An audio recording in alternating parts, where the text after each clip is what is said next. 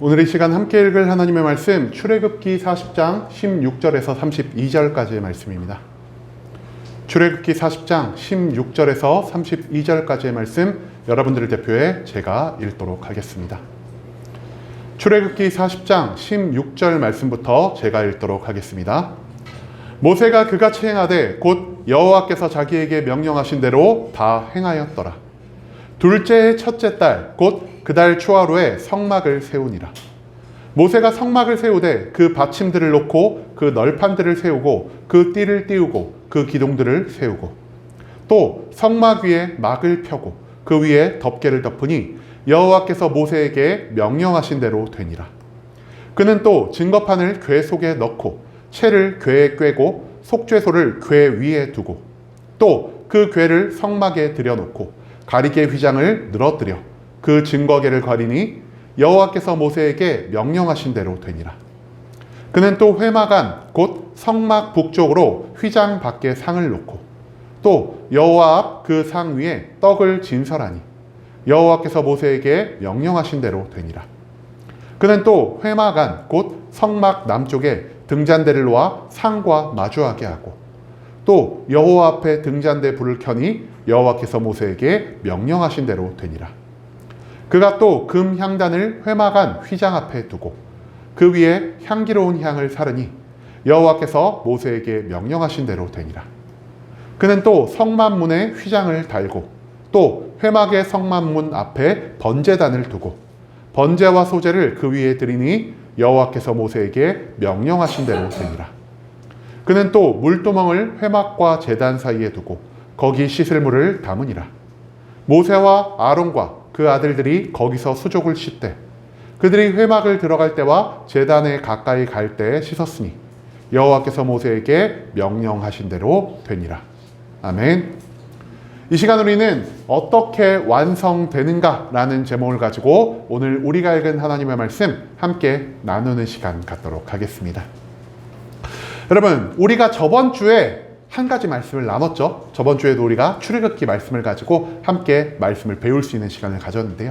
우리가 저번 주 말씀을 통해서 하나님의 성막, 즉 오늘날 교회로 불리는 이것이 어느 장소에 세워졌다는 것을 배울 수 있게 되었죠. 좋은 도시도 아니고 도시 근처의 평야도 아니고 모든 것이 부족한 광야 가운데 하나님의 성막이 세워졌다는 것을 함께 배울 수가 있었습니다. 여러분, 광야는요 아무런 풍부한 물자를 구할 수 있는 장소가 아니었습니다. 그리고 그 성막을 짓는 이스라엘 백성은 어땠습니까? 이스라엘 백성도요 이 세상 가운데서 아무런 자랑할 것이 없는 너무나 연약하고 너무나 수가 적은 그런 민족밖에 되지 않았다라는 것이죠. 하지만 그럼에도 불구하고 모든 것이 부족한 광야 가운데 모든 능력이 부족한 이스라엘 백성을 통해서 하나님은 광야에 하나님의 집, 성막을 세우게 되었습니다. 광야의 성막을 세우심을 통해 하나님은요, 우리들의 능력이 아니라, 우리들의 재물이 아니라, 우리들의 숫자가 아니라, 오직 하나님이 모든 것들을 계획하시고, 예비하시고, 인도하심으로 인해 성막이 세워질 수 있다는 것을 가르쳐 주고 계셨다는 것이죠. 여러분, 이 말인즉슨 무엇을 의미하냐? 우리가 모든 것이 부족하더라도 하나님이 원하시기만 하신다면 이 교회가 세워질 수 있는 것이요. 모든 것이 충만하게 우리에게 존재한다 하더라도 하나님이 그것을 원하시지 않는다면 이 교회가 세워질 수 없다라는 것을 우리가 배울 수 있게 된다라는 것이죠. 그렇기 때문에 우리가 이 교회 가운데서 나의 그 어떠한 것을 자랑할 수 없고요. 내가 이 교회 가운데서 나 자신의 의의를 높일 수 있는 행위를 할 것이 단 한 가지도 존재하지 않는다라는 것. 그리고 무엇보다 이 교회에 우리가 방문할 때마다 우리에게 이 장소를 허락해 주시고 우리에게 이곳에서 예배를 드릴 수 있도록 우리의 모든 교회를 인도하신 하나님께 매일매일의 감사와 영광을 올려야 한다는 것을 우리가 저번 주의 말씀을 통해서 배울 수 있게 되었습니다. 자, 하나님이 계획하시고 하나님이 예비하시고 하나님의 인도하심을 통해 이 성막, 이 교회가 만들어지기 시작했다는 것을 우리가 배울 수 있게 되었으니 그렇다면 오늘은 우리가 어떻게 하면은 이 하나님의 교회가 온전히 완성될 수 있는지에 대한 그 방법을 배워야 할 것입니다. 어떻게 하면은 이 교회가 하나님이 기뻐 받으시는 교회로 온전히 완성될 수가 있을까요? 우리가 오늘 본문 말씀을 통해서 이 의문에 대한 해답을 발견할 수 있게 되기를 소망하겠습니다. 여러분, 신약과 구약으로 성경이 구성이 되어 있죠. 신약에서 제일 중요시하는 것은 무엇일까요? 하나님 사랑, 이웃 사랑.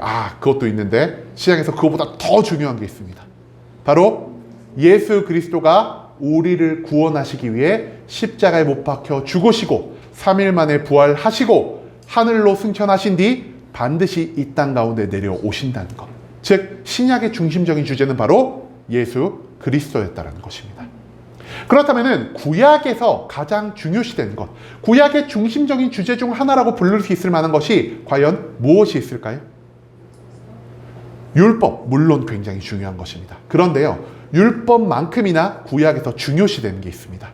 그게 무엇이냐? 바로 성막 또는 성전이라고 불리는 이 교회가 구약에서 굉장히 강조되고 있다는 것이죠. 왜 이 구약에서 성전, 성막, 그리고 오늘날 우리가 교회로 불리는 이 장소가 강조되고 있냐? 바로 이 장소에 하나님이 함께 하시기 때문입니다. 이 당시 사람들은 신이 하늘에만 또는 자기가 영향을 미칠 수 있는 어떤 장소에만 거할 수 있다라고 생각하며 살아갔습니다. 그리고 이스라엘 또한 하나님을 어디에 사는 분으로 인식하고 있었을까요? 우리 인간 세상이 아니라 저 높은 하늘 위에 사시는 분으로 하나님을 생각했을 것입니다. 그런데 성막이 이 땅에 세워졌다는 것은 무엇을 의미하는 것이겠습니까? 하나님이 더 이상 저 높은 하늘 위에만 계시는 게 아니라 하나님이 죄악을 미워하심에도 불구하고 죄악된 우리 가운데에서 함께 살아가고 계신다는 것을 의미하는 표현이 바로 이 성막 또는 성전이라는 장소라는 것이죠. 하나님이 죄악을 미워하심에도 불구하고 이 성막에 내려오셔서 우리와 함께 하신다는 것은 무엇을 의미하겠습니까? 하나님이 그만큼 우리를 사랑하고 계신다는 것입니다. 그뿐 아니라 영원한 지옥, 영원한 죽음의 고통 가운데서 하나님이 우리를 구원하실 계획을 갖고 계시다는 사실을 우리는 이 성막에 함께 하시는 하나님의 모습을 통해서 발견할 수가 있게 된다는 것이죠. 그런데 이 성막은요, 성경이 시작하는 그 순간부터, 인간이 탄생한 그 순간부터 존재하는 것은 아니었습니다. 창세기의 어느 말씀을 찾아봐도요, 이 성막이라는 단어가 등장하지 않는다는 것이죠. 그렇다면 이 성막은 본격적으로 언제부터 등장하게 될 것일까요?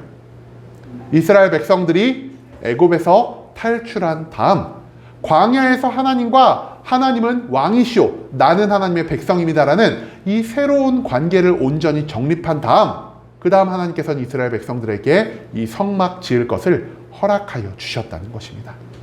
한마디로 성막이 가장 처음 등장하는 성경 말씀은 어디냐? 오늘 우리가 읽은 출애굽기의 말씀이라는 것이죠.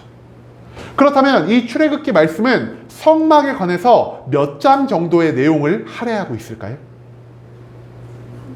출애굽기 말씀 가운데서 무려 13장이나 성막에 대한 내용을 할애하고 있다는 것에 우리가 주목을 기울일 필요가 있다는 것이죠. 여러분, 출애굽기, 이 뜻 뭔지 아시나요? 출애굽기의 뜻?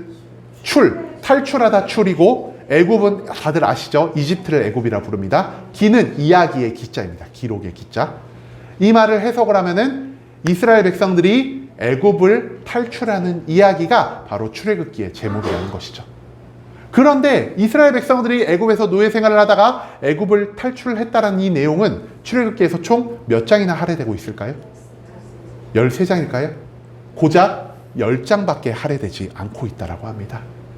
이 말은 무엇이냐? 출애굽기에서 강조하는 것이 하나님이 너희를 어떻게 애굽에서 탈출시켰냐라는 내용이 아니라 하나님이 너희와 함께 거하시는 이 성막이 더욱더 출애굽기에서 비중을 가지고 있다는 것을 우리가 이해할 수가 있다는 것이죠. 그리고 오늘 우리가 읽은 말씀, 이 출애굽기 40장 말씀을 통해서 결국 하나님이 이스라엘 백성 가운데서 그의 영광을 드러내신, 그의 함께 하심을 드러낼 이 성막이 완성되고 있다는 것을 우리가 발견할 수 있게 될 것입니다. 여러분, 그런데요, 성막은 과연 어떻게 완성될 수 있었을까요? 성막 완성에는요, 총 3가지의 단계가 필요했다라고 성경은 기록하고 있습니다. 아까 출애굽기 말씀 가운데 성막이 나오는 게 몇 장이라고 제가 말씀드렸을까요? 13장이라고 말씀드렸죠. 13장이요. 처음부터 끝까지 쭉 이어지는 게 아니었다라는 것입니다. 이 13장은요. 초반에 7장, 그리고 중간에 잠시 다른 내용이 나오고요. 중반부에 5장, 그리고 마지막으로 오늘 우리가 읽은 본문 마지막 한 장으로 구성이 되어 있다는 것이죠. 즉 성막을 만드는데 총 3가지의 과정이 필요했고요. 이 3가지 과정을 통해서 하나님이 각각 우리에게 가르쳐주고자 하시는 게 존재한다라는 것입니다. 자, 그렇다면 이 출애굽기에 있어서 성막을 만드는 첫 번째 과정이 무엇인지를 우리가 먼저 알아보는 시간 갖도록 하겠습니다. 출애굽기 25장에서 31장의 말씀 가운데서 하나님은 모세에게 성막을 어떻게 지어야 할지에 대한 그 모든 것들을 명령하기 시작하십니다. 25장에서 31장, 이 7장의 말씀을 통해서 하나님이 모세에게 자기가 생각하고 있는 성막, 이스라엘 백성들 가운데서 세워져야 할 그 성막에 대해서 모든 것들을 알려주고 계신다는 것이죠. 재미있는 것은 무엇이냐? 하나님은 이스라엘 백성들에게 성막 건축에 대한 모든 것들을 맡기지 않으셨다라는 것입니다. 이 세상 어디를 찾아봐도요, 신이 자기가 거할 집을 짓는데 자기를 믿는 신도들에게 가서 야, 너 내가 거할 집을 좀 만들어야겠다. 너 넓이는 이 정도로 하고 높이는 이 정도로 하고 여기에는 이게 들어가야 되고 어떤 종류의 물건을 가지고 여기를 채워 넣어야 하는지 그 모든 것들을 신이 알려준 적이 없었다라는 것입니다. 그런데 하나님은요, 단순히 그냥 이스라엘 백성들에게 야, 너 내가 사랑하는 것만큼 신전 지어봐, 이런 명령을 하지 않으셨다라는 것입니다. 하나님은요, 성막의 모든 것들을 자기가 직접 설계하셨고요, 자기가 직접 설계하신 그 성막의 모든 것들을 친절하게 모세와 이스라엘 백성들에게 자세히 알려주고 계신 모습을 우리가 이 7장의 말씀을 통해서 찾아볼 수 있다는 것이죠. 어떻게 성막이 설계되어야 하는지, 이 성막이 어떻게 배치되어야 하는지, 이 성막을 만든 데 있어서 어떤 재료를 사용해야 하는지, 마지막으로 이 성막에서 이스라엘 백성들과 모세가 어떠한 삶의 모습을 보이고 어떻게 제사를 해야 하는지에 대한 그 모든 것들을 하나님이 이 앞선 7장의 말씀을 통해서 모세에게 그리고 이스라엘 백성들에게 계속 가르쳐 주고 계셨다는 것입니다. 자, 그렇다면 이 7장 가운데서 하나님의 명령을 받으니 그 뒤에 이어질 5장에서는 어떤 일이 일어나는지 우리가 함께 알아볼 필요가 있는 것 같습니다. 뒤에 이어지는 출애굽기 35장, 39장에 있는 이 5장의 말씀 가운데에서는 성경이 이스라엘 백성들이 하나님이 명령하신 그 모든 것들을 온전히 실행하고 있다는 것을 우리에게 가르쳐주고 있습니다. 하나님이 이거를 만들라고 하시면 이스라엘 백성들이 이거를 하나님이 명령하신 그대로 만들고 있고요, 저거를 만들라고 하시면 여기에 가서 다시 하나님이 명령하신 그 모든 것들을 한 부분 한 부분 열심과 최선을 다해서 모두 실행하고 있는 이스라엘 백성들의 모습을 우리가 이 5장 말씀 가운데서 찾아볼 수 있었다는 것입니다. 재미있는 것은요, 이스라엘 백성들이요, 하나님의 명령의 모든 것들을 순종하면서 이 성막을 만들고 있었다는 것입니다. 한마디로 성막을 만들m에 있어서 이스라엘 백성들은요, 내 생각, 내 경험, 내 마음에 따라서 성막을 만들지 않았다는 것이죠.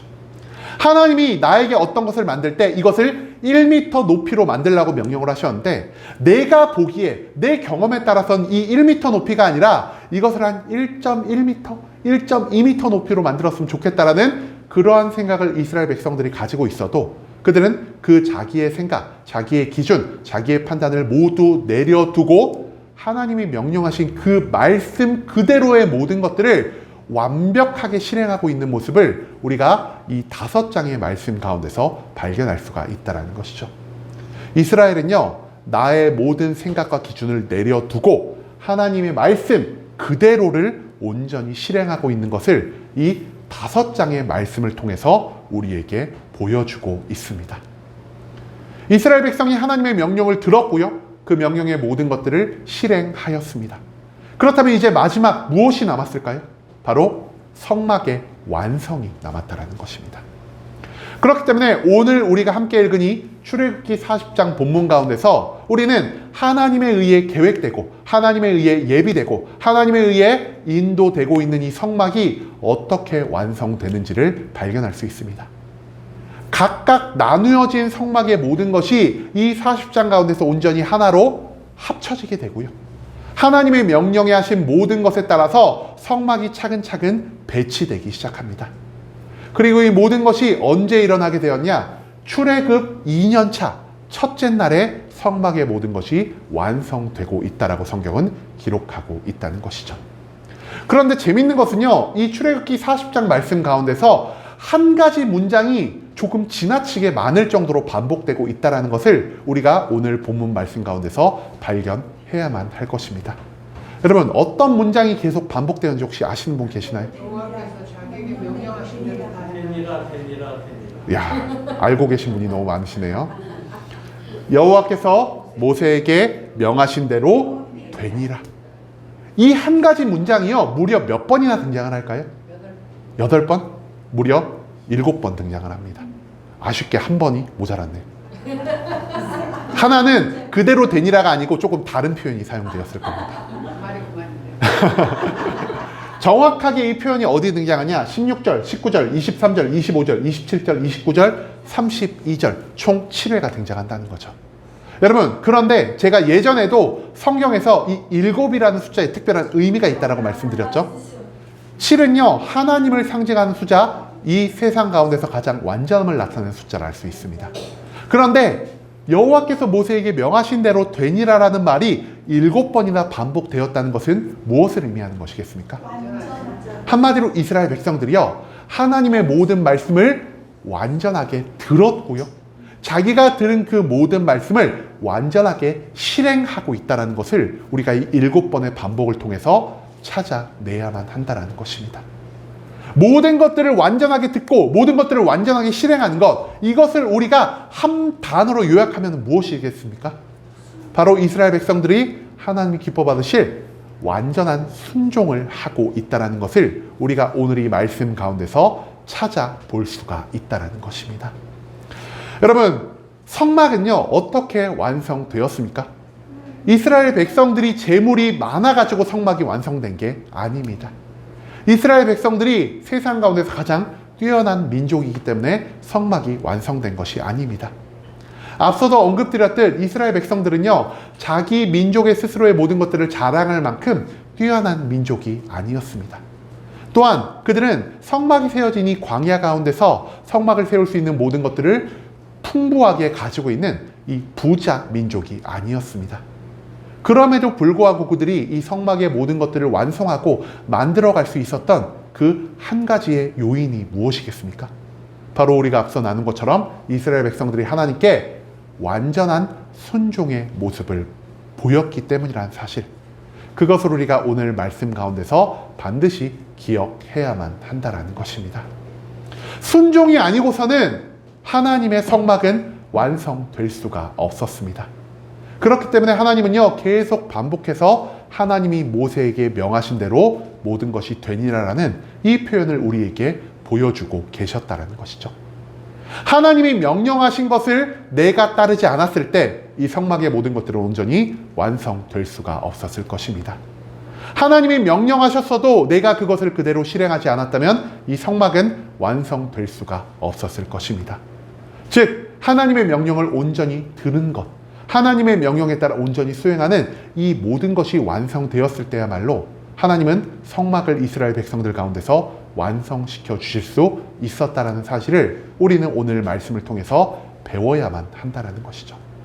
자, 그렇다면 우리가 온전한 순종이라는 말을 배웠으니까 이 순종이 정확히 무슨 뜻인지를 우리가 함께 알아갈 필요가 있을 것 같습니다. 여러분, 한국어로 순종이 정확히 무슨 뜻인지 아시나요? 순자가 무슨 뜻이고 종자가 무슨 뜻인지 혹시 알고 계시나요? 따를 종은 다들 아시죠? 순종할 순. 순종할 순, 따를 종. 순종하고 따르다. 순할 순. 여러 가지 의견이 나오는데요, 이 순종이요, 말씀하신 대로 순할 순, 쫓을 종자라고 합니다. 이 두 개를 합치면 어떤 의미가 될까요? 순수하게 따르다라는 의미를 가지고 있는 것이 바로 한국어 순종이라는 것입니다. 여러분, 순종은요, 내 개인적인 생각을 담지 않고 어떤 사람에게 들은 것을 있는 그대로 순수하게 따라간다라는 의미를 가지고 있다라는 것이죠. 자, 한국어로는 순종이 순수하게 따르다는 뜻인데요. 그럼 이 성경, 구약 성경에 기록된 히브리어는 과연 이 순종을 무엇으로 우리에게 알려주고 있을까요? 구약이 적힌 히브리어로서 순종은요, 샤마라는 단어를 가지고 있다라고 합니다. 그리고 이 뜻은 무엇이냐? 듣다라는 뜻을 가지고 있다라는 것이죠. 여러분, 순종은 무엇이냐? 그대로 듣고 그대로 무언가를 따라 한다라는 것을 의미하고 있습니다. 한마디로 한국어 순종, 내가 어떤 것을 들었을 때 그것에 무언가를 더하거나 섞지 않고 순수하게 내가 들은 것을 따라가는 것과 마찬가지로 이스라엘 백성 가운데서, 그리고 성경 말씀 가운데서 우리에게 가르쳐주는 순종은 무엇이냐? 너가 하나님의 말씀을 있는 그대로 무언가를 판단하거나 무언가 생각을 더하지 않고 그대로 들어야 하고, 너가 무언가를 들었다면 거기에 너의 생각, 너의 기준을 더하거나 빼지 않고 있는 그대로 순종하는 그러한 모습을 갖춰야 한다는 것을 성경은 우리에게 가르쳐 주고 있다는 것입니다. 즉, 순종이란 무엇이냐? 내가 무언가를 듣는 것이 필요하고요, 내가 들은 것을 그대로 실행할 수 있는 이 실행의 능력, 두 가지로 구성이 되어 있다는 것입니다. 자, 그렇다면 우리가 어떻게 하면 온전한 순종을 하나님 앞에 보여드릴 수가 있는 것일까요? 우리가 이 순종을 하나하나 분석을 할 수 있기를 소망합니다. 순종을 위해서 우리에게 가장 먼저 필요한 것은 무엇이냐? 바로 명령을 온전히 듣는 것입니다. 여러분, 하나님은요, 우리 각 사람에게 우리에게 필요한 모든 명령을 내려주시는 분이십니다. 즉, 성막을 만들m에 있어서도 하나님은요, 한 사람에게 모든 명령을 내리신 게 아니라 이스라엘 백성들이 각각 감당해야 할 그들 각자의 명령을 주셨다는 것입니다. 누군가는 하나님에게 금과 은을 드려야 했고요, 누군가는 성막을 만들 수 있는 수많은 천과 가죽을 드려야 했고요, 누군가는 성막의 외벽을 구성할 수 있는 이 천, 실 등을 하나님께 바쳐 드려야 했습니다. 누군가는 명령하고 관리, 감독할 사람이 필요했고요, 누군가는 자기가 가진 이 장인의 재능을 가지고 하나님의 모든 성막을 아름답게 꾸며야 할 이러한 명령이 이스라엘 백성들 가운데 주어졌다라는 것이죠. 그런데 이스라엘 백성들이 이 하나님의 모든 명령을 들었을 때 어떤 반응을 보였을까요? 하나님이 무슨 설계예요? 건물 짓는 것은 우리가 애굽에서 노예 생활하면서 훨씬 더 많이 해봤어요. 우리가 원하는 대로, 우리가 생각한 대로 하나님이 원하시는 것보다 훨씬 더 아름다운, 훨씬 더 화려한 성막을 만들 테니 하나님, 우리 설계에 신경 쓰지 마세요. 하나님이 무슨 설계입니까? 라고 이스라엘 백성들은 반응하지 않았습니다. 또한 이스라엘 백성들은요, 하나님, 저 그거 별로 하고 싶지 않은데 제가 원하는 방식대로, 제가 잘하는 것을 따라서 명령해 주시면 안 되나요? 라는 이러한 말을 하지 않았다라는 것입니다. 이스라엘 백성들은요, 하나님의 모든 말씀에 절대적인 신뢰를 가지고 있었습니다. 내가 그렇게 생각하지 않더라도, 내가 이것을 많이 가지고 있지 않더라도, 내가 어떠한 일에 대한 자랑할 것이 아무것도 없더라도 하나님이 이것을 나에게 명령하신 데에는 반드시 하나님의 뜻과 계획이 있으실 거야.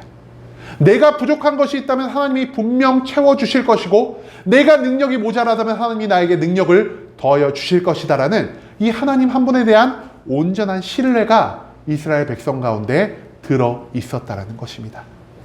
그렇기 때문에 이스라엘 백성은요, 성막 건설에 있어서 내 기준을, 내 판단을 의지하지 않고요, 내 판단보다 훨씬 뛰어난 하나님의 모든 말씀, 하나님의 모든 명령에 절대적인 신뢰의 마음을 보이고 있었다라는 것.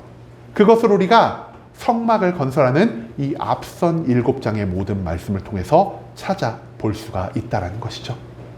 문제는요, 우리가 하나님의 명령을 들었으면 그 명령을 온전히 받아들여야 한다는 것, 이것은 모르는 분이 아무도 없을 것입니다. 문제가 무엇이냐?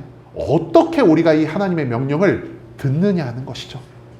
하나님이 나에게 명령해 주시기만 하면 나 들을 준비가 돼 있다니까요. 그런데 문제는 우리가 하나님의 명령을 어떻게 듣는지 도무지 알 수가 없다라는 것이죠.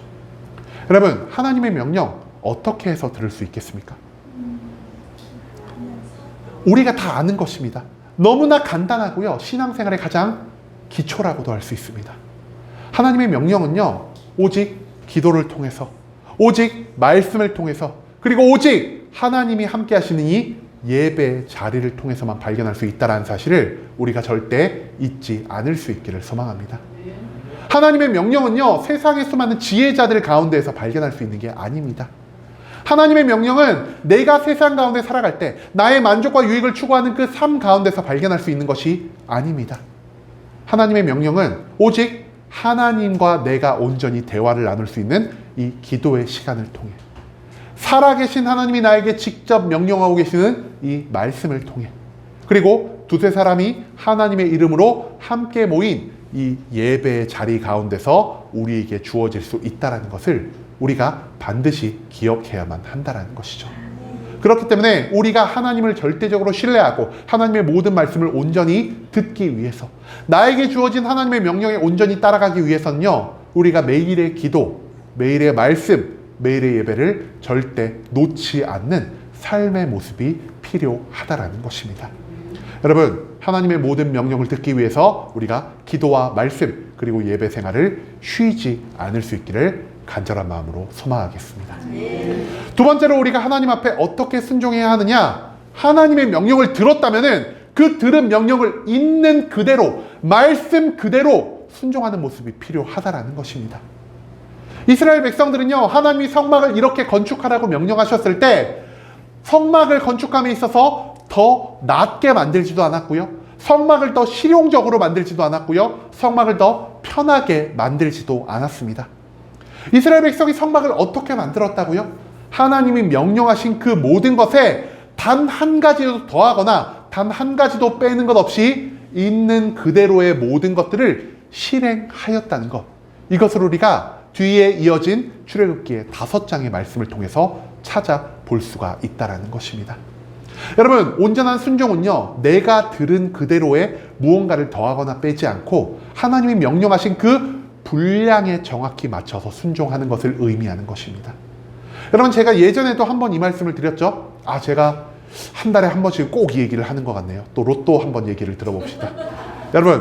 여러분들이 만약에요, 로또 1등이 딱 당첨이 돼서 어느 날 10억을 벌었다라고 생각을 해봅시다. 여러분, 제일 기대되는 날이 어느 날일까요? 아니죠. 월요일이겠죠. 당첨이 됐으니까. 월요일 날 내가 저기 서울에 있는 농협은행 본사 한번 가보겠구나, 이런 마음을 가지고 두근두근한 심정으로 일요일에 떨려가지고 예배도 끝나자마자 밥도 안 먹고 집에 휙 가버립니다. 그리고 이제 밤이 오기만을 기다리면서 밤에 잠자리를 자려고 딱 누웠는데 하나님이 갑자기 꿈에 짠 하고 나타나십니다. 그러면서 뭐라고 말씀하실까요? 함께하는 교회다 다 헌금. 누구누구 성도야, 너가 함께하는 교회에 다 헌금을 하면은 제가 참 좋겠지만 함께하는 교회에 5만 원만 헌금해라, 이렇게 말씀을 하셨다라고 생각을 해봅시다. 여러분, 얼마나 여기 약하다라고 말씀하신 분이 계시네요. 약하다라는 분도 계시고 얼마나 다행이야라고 말씀하신 분도 계십니다. 그런데요, 여러분들은 그러한 믿음을 갖고 있지 않다라고 저는 생각을 합니다. 하나님, 5만 원 그깟게 뭐예요? 제가 평소에도 5만 원 할 수 있는데, 제가 10억을 받았으니까 1억 정도, 10분의 1은 하나님께 드리지 않겠습니까? 라고 생각을 처음에는 할 수가 있겠죠. 근데 잘 생각을 해보니까 문제가 하나 있습니다. 어떤 문제가 있을까요? 10억을 제가 다 받는 게 아니죠. 세금을 떼야 됩니다. 하나님, 생각해보니까 제가 세금을 깜빡했네요. 제가 1억을 드리고자 했는데 1억은 다 못 드리겠고 한 500만 원 정도는 헌금할 수 있을 것 같습니다. 이런 생각 우리가 충분히 할 수 있지 않을까요? 이러면서 하나님께 뭐라고 말할까요? 하나님 5만 원 받았지만 저는 100배를 드립니다. 저에게도 30배, 60배, 100배 축복 약속하셔야 돼요. 이런 마음 우리가 갖고 있지 않겠습니까? 문제는 무엇이냐? 500만 원을 이 교회에 헌금을 했을 때 그 500만 원으로 인해 이 교회가 문제가 생길 수 있다는 것입니다. 하나님이 우리 교회에 5만 원을 헌금하라고 명령을 하셨다면 하나님의 명령에는 우리가 알지 못하는 하나님의 뜻과 계획이 존재한다라는 것이죠. 그렇기 때문에 우리에게 중요한 건 무엇이냐? 내 생각대로 더 좋은 것, 더 화려한 것, 더 어마어마한 것을 하나님께 드리려는 이 마음을 우리가 때때로 내려놓을 필요가 있다는 것입니다. 하나님이 원하시는 순종은 어떤 순종이라고요? 온전한 순종이라는 것입니다. 하나님이 나에게 5만 원을 요구하셨을 때 5만 원을 내는 것이 순종이고요. 반대로 내가 5만 원밖에 갖고 있지 않은데 하나님이 나에게 1억을 요구하신다면 1억을 드릴 수 있는 게 바로 온전한 순종이라는 것입니다. 하나님이 명령하신 그것에 한 글자라도 더하거나 한 글자라도 빼는 것 없이 하나님이 명령한 그 정확한 분량에 따라 살아가는 것이 바로 하나님이 원하시는 온전한 순종이라 할 수 있다는 것이죠. 그리고 이스라엘 백성들은요, 하나님이 명령한 그 정확한 분량에 따라서 하나님이 원하시는 대로 하나님의 성막을 완성할 수 있었다는 것입니다. 즉, 오늘 말씀을 통해서 우리가 온전한 순종을 위한 두 가지의 요소를 배울 수가 있게 되었다는 것이죠. 온전한 순종을 위해 필요한 건 무엇이냐? 첫 번째, 하나님의 모든 말씀을 온전히 들어야 한다는 것입니다. 그리고 두 번째, 내가 하나님의 그 모든 것들을 온전히 들었다면 그 명령에 따라 내가 있는 그대로 한 글자라도 더하거나 한 글자도 빼지 말고 하나님의 모든 것들을 온전히 순종하는 것. 이것이 바로 하나님이 기뻐 받으시는 완전한 순종, 온전한 순종이 될 수 있다는 것을 우리가 오늘 말씀 가운데서 발견해야만 한다는 것입니다. 여러분, 이스라엘 백성들은요, 모든 것이 부족하고 아무런 능력이 없었음에도 불구하고 하나님의 말씀을 있는 그대로 듣고 있는 그대로 순종함을 통해 광야 가운데서 하나님의 성막을 온전히 완성할 수 있게 되었습니다. 이스라엘 백성이 광야 가운데서 하나님의 성막을 완성할 수 있었던 그 첫 번째 이유가 무엇이라고요? 그들은 하나님의 모든 말씀을 온전히 들을 수 있는 믿음의 귀가 있는 자였습니다. 내가 어떤 생각을 가지고 있든, 내가 어떤 판단을 내리고 있든 그 모든 것들을 내려두고 내 생각보다 하나님의 생각이 뛰어나심을, 내 기준보다 하나님의 기준이 이 세상 가운데 더욱 합당함을 이스라엘 백성들은 절대적으로 신뢰하며 나아갔다라는 것입니다. 그렇기 때문에 우리도 이스라엘 백성이 무엇을 배워야 합니까? 매일매일의 기도를 통해서, 매일매일의 말씀을 통해서, 매일매일의 예배를 통해서 나보다 훨씬 뛰어나신 이 세상의 모든 것들을 짓고 다스리시고 운행하고 계신 하나님의 모든 명령을 들을 수 있는 이 믿음의 귀를 갖춰야 한다는 것. 그것을 우리가 오늘 말씀을 통해서 반드시 기억할 수 있기를 소망합니다. 두 번째로 우리가 이스라엘 백성과 같이 온전한 성막을 완성하기 위해서 무엇을 해야 합니까? 하나님이 나에게 무언가를 명령하셨을 때 그 명령을 있는 그대로 순종하는 합당한 믿음이 우리에게 요구된다라는 것이죠. 여러분, 우리가 하나님의 명령을 들었음에도 그 명령을 있는 그대로 순종하지 않는 데에는 총 두 가지의 이유가 있다고 합니다. 첫 번째, 내가 하나님이 명령하신 것 이상으로 무언가를 하면서, 한마디로 아까 말씀드렸던 것처럼 하나님은 나에게 5만 원만 헌금할 것을 요청하셨지만 내가 하나님께 500만 원을 헌금할 것을 하나님 앞에 고백하면서, 하나님, 제가 500만 원 했으니까 아시죠? 제가 하나님께 더 많은 것을 드릴 만큼 저에게도 더 많은 것을 다시 주셔야 돼요라는 이런 마음이 있기 때문에 우리가 온전한 순종을 하지 못하고 있다는 것입니다. 두 번째로, 반대로 내가 가진 것은 5만 원밖에 없는데 하나님이 나에게 100만 원을 요구하셨다고 생각을 해봅시다. 그럼 우리가 어떻게 하죠?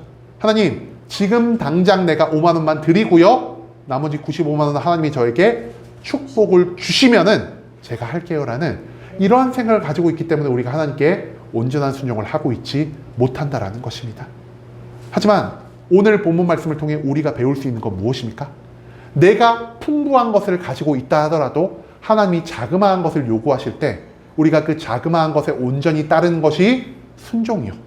내가 자그마한 것을 가지고 있다 하더라도 하나님이 많은 것을 원하실 때 내가 믿음으로 그 많은 것들을 감당하며 나아가는 것이 바로 온전한 믿음이라는 것을 성경은 우리에게 가르쳐 주고 있다는 것입니다.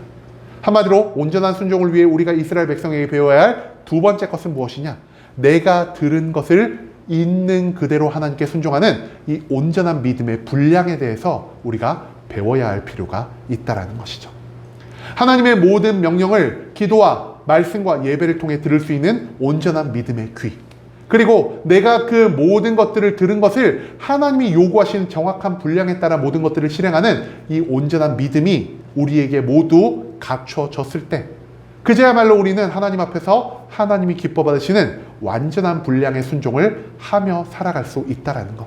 그리고 우리가 하나님 앞에 온전하게 순종함으로 인해서 우리가 속해 있는 이 모든 예배의 공간이 하나님이 기뻐 받으시는 완성된 교회로 만들어질 수 있다는 사실을 우리가 오늘 말씀 가운데서 반드시 잊지 않을 수 있기를 소망합니다.